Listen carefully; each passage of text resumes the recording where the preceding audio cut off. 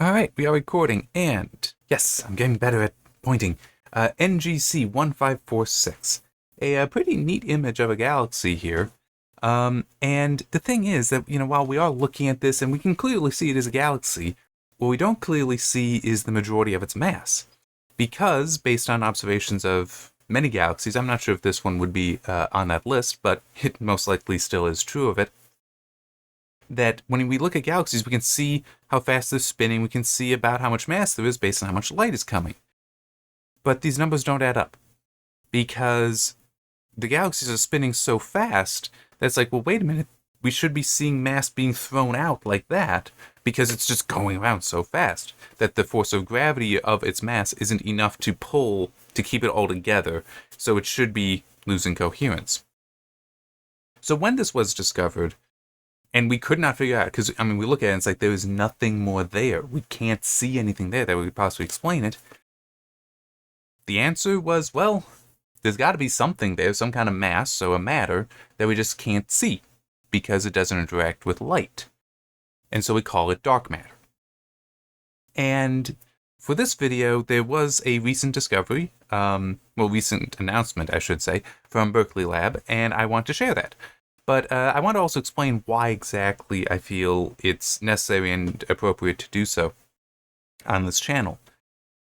Science fiction, one of the things that it can allow somebody to do is take complex and advanced real science and provide it to lay people. Because, we can cheat a little bit. We don't get into the details of a lot of it, and we can minimize certain things, exaggerate certain things, so that at least it's like we are presenting to you something that is realistic, if not completely accurate, if not precise. And that's good. That's great. But there's also the sad reality, and I am certainly also guilty of this, or at least I have no doubt that I am guilty of this in my own writings. We will also use real science for just buzzwords. And I know this is the case with dark energy in some spots. I'm also pretty sure it is the case with dark matter. Like, I think there's at least one thing I've seen where it's like, that is a dark matter nebula. You can see it? Yeah? Well, then it's not dark matter, because the nature of dark matter is we should not be able to see it. So, here's some real science talking about the search for figuring out what exactly is dark matter. So, as the title says, LZ experiment sets new record in search for dark matter.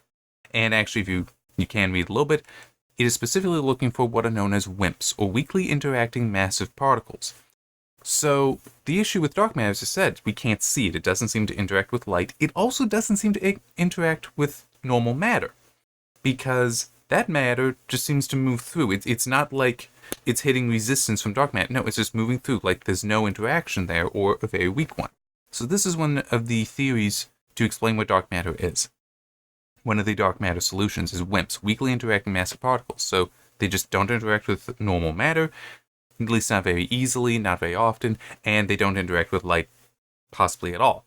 And also they are massive particles. In the article it does mention, I'm not entirely sure where, I know it's down further, that the estimate is 85% of the matter in the universe, 85% of the mass of the universe, is dark matter. So these would be very massive particles, it would seem, or at least very, very, very common, even though we cannot see them.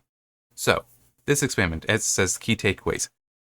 280 days of data was collected using this experiment, and I will explain how it works in a little bit. The Lux-Zeppelin LZ experiment to find WIMPs, but it actually didn't find anything for where it was looking. Kind of a funny, I'm just going to scroll down so we can see a little bit of the thing itself, and there's some neat information in this area as well. So yeah, that's right. I'm trying to remember which point I wanted to share here. Particle physics is kind of fun, because negative results are still positive. That may seem confusing, but it's how you use the term. So a negative result is what they found here. They found no evidence at all of WIMPs for where they were looking. Because that's how particle physics works plenty of times, is we make predictions that, oh, well, the particle should be here, here, or here. Well, we can look here, so it's like, all right, we're looking, and we get a negative result. There's nothing there. Okay, that's good. That's a positive result. It's adding to our information, because if it can't be here, it's got to be here or here. And that's what this has told us. And by the way, in this situation, in this context, affirmative would be the opposite of negative. So affirmative would be, yes, we found the particle here, which, yes, would be a positive discovery, but it's just kind of overarching. We've still positively added to our knowledge. So anyway. So yeah, we now know that it is not in this range that they were looking, which was above, I want to make sure I have the number right, 9 giga-electron volts. When you are in particle physics and are dealing with the mass, and yes, above a mass of giga-electron volts, we're getting energy here. In particle physics, we do just work with things, the masses, as being energies, which at this scale makes sense for quantum mechanics. And also, we kind of actually don't know that mass exists at that scale. It's one of those things where we don't really know how quantum mechanics and general relativity merge together to create what we know. But yeah, as it points out here, though, the mass of a proton is slightly less than 1 giga-electron volt. So this, we were looking at about 9 protons together. If you had a particle that massive, and we were searching for ones that massive or more. And now for explaining how this actually works. So this right here, this image, is showing us one part of LZ. In this, as it explains in the text underneath in the caption, these are photomultiplier tubes. So essentially, LZ is a super Geiger counter. The funny thing is, there's actually a lot of experiments that's exactly what they are. A Geiger counter, the way that worked is you got the wand and the handheld device here that gives you the counter. In the wand is a gas, as well as a metal wire. What happens is when radiation enters the wand, it strikes a particle in the gas, causing it to ionize. So an electron gets launched off. Well, it will then go to the wire, and when it hits the wire, hey, we just got an electric charge. We got some electric energy tick on the counter. That's essentially what this is, but it's not a gas. Certainly not handheld either. It is liquid xenon, which xenon is one of the noble gases, and it's one of the heavier ones. I don't remember exactly what it is, but it is pretty heavy. So these would be large atoms in there. And the idea, the hope, is that when you get one of those 9 giga-electron volt or larger particles to come in and smack into a xenon atom, which xenon atoms would be quite large, by the way. So when they hit, the hope is that the interaction, it's weakly interacting, but still some interaction. The hope is that the interaction will cause like an electron to be shot off, kind of like a Geiger counter, but instead of looking for an electric signal, we're actually looking for an optical one. We're hoping that the interaction there releases a photon that then it would enter one of these photomultiplier tubes, which just gets amplified. So the one photon, if it is just one, can get amplified to tens, hundreds, thousands, however many, in order to make it possible to record that with instruments. Now, part of what makes this experiment very important, very significant, is they did a lot to isolate this thing, because there's a lot that will interact with xenon. For example, there's cosmic rays, just the radiation that is normal matter, but continuously bombarding the Earth from various sources. If that hit xenon, that would be throwing off signals all over the place for this. And there would be other more terrestrial sources of radiation that, again, could cause that. So they did a few things. One is they just started monitoring every possible source of radiation there. So if they see spikes, but they can account for them, all right, well, they're accounted for. We filter that out of the data. The other, this is a mile underground. They buried this thing, well, not exactly buried. I'm sure it's a part of a larger facility there, but it is 1 mile underground, so cosmic rays shouldn't be able to reach there. Cosmic rays would be things like, in some cases, helium nuclei, so alpha particles, very, very high speed. They could also be larger, but they hit the upper atmosphere. Some would get through the upper atmosphere. Some might be hitting me right now, but hopefully the density of the crust would be enough that through a mile, won't pick any up. Now, they did something else with this experiment, and I'm starting to go a little bit on tangent, forgive me. And where is it that they talk about in here? Oh yeah, 10 tons of liquid xenon. Very, very heavy. Oh, I don't quite remember where it is. But they also mention that for this, they did something to make their results more reliable. They salted the data. What that means is they were inserting known bad data, essentially. The reason why is they would know which the bad data is so they could remove it later. So that way, when people are looking through and trying to find patterns in the data, we love finding patterns. In fact, even our vision center is so good. Our vision is so good at finding patterns. That's why, like, in the mess that is the galaxy, you look out to see stars, we will still find patterns. We'll find these constellations, even though it seems just noisy. Well, no, our brains are just wired for finding patterns. Which is great when you're looking at the stars and constellations and such. Not good here, because we don't want to find a pattern that isn't right. Well, that's why they were salting. So they were intentionally confusing the data, making it noisy to make it harder for us to find patterns. So if we started to, and then we pull it out, it's like, oh, well, turns out that no, that's not an actual viable pattern. So it was helpful with that. And I wish I can't search in the thing. Oh, I was actually right on top of it. Here it is.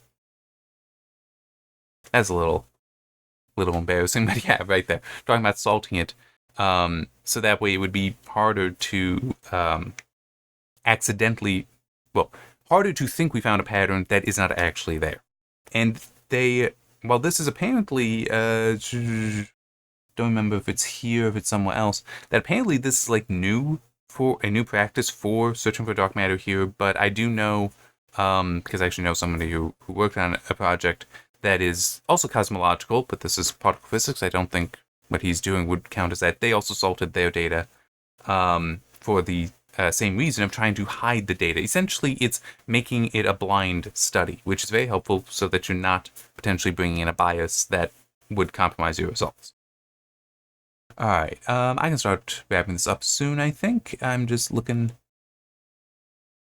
Okay. For where there is this part. But there's also another... Oh, yeah, I know it's in the key takeaways. So, as it says in that very first point, 280 days of data.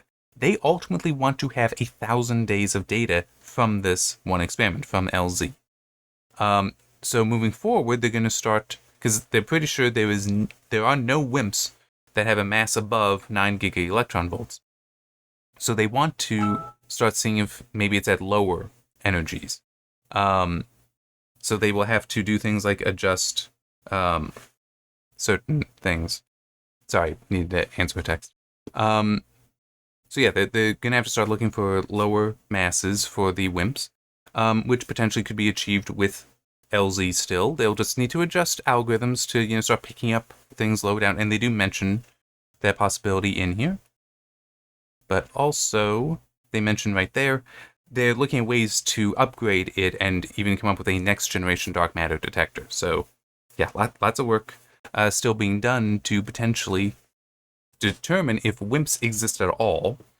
I would assume after that they'd then have to figure out, okay, if they found a WIMP, is there enough? Because once you have one, then you can start doing more careful analysis to potentially more easily detect them. You then have to determine, okay, are there enough of these to explain dark matter, or do we need another explanation? Now, let me be clear on something here when I'm saying another explanation for this hypothetical. Another explanation isn't saying that, oh, WIMPs aren't dark matter. No, it's very possible that WIMPs are part of dark matter, assuming they do exist. But there might be other things that also contribute to what dark matter is, or what we think it is. So, for example, it could just be something like, maybe we're a little wrong on general relativity, that we have to do some adjustments, but it's still 85% of the universe is mass we can't see. That's a bit of a problem. I don't think you can adjust general relativity to get rid of that. But what if WIMPs, it turns out, can account for 20% of what's missing? Well, then that leaves you with a bit less there, and start chipping away at it.